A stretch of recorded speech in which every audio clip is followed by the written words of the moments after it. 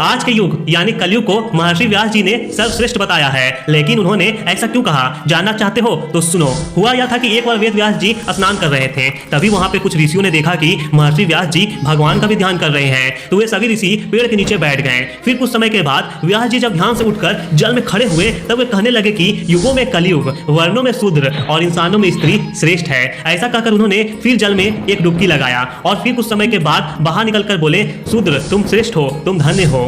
यह बोलकर फिर वो जल में चले गए और फिर जल से निकलकर बोले, स्त्रियां ही साधु है और उनसे धन्य कोई नहीं है। गंगा तट पे बैठे हुए ऋषियों ने जब यह सुना तो उन्हें बड़ा ही आश्चर्य हुआ और फिर वे सभी बोलने लगे कि अब तक तो हम सभी ने सुना था कि युगों में कलयुग श्रापित युग है और जातियों में ब्राह्मण ही श्रेष्ठ है। तो फिर व्यास जी ने ऐसा क्यों कहा? तब इसका उत्तर देते हुए व्यास जी ने कहा, जो फल मनुष्य को 10 वर्ष तपस्या, ब्रह्मचर्य आदि करने से मिलता है वो फल मनुष्य को त्रेता युग में 1 वर्ष, द्वापर में 1 महीने और कलयुग में मात्र 1 दिन में प्राप्त हो सकता है। इसलिए मैंने कलयुग को श्रेष्ठ कहा है।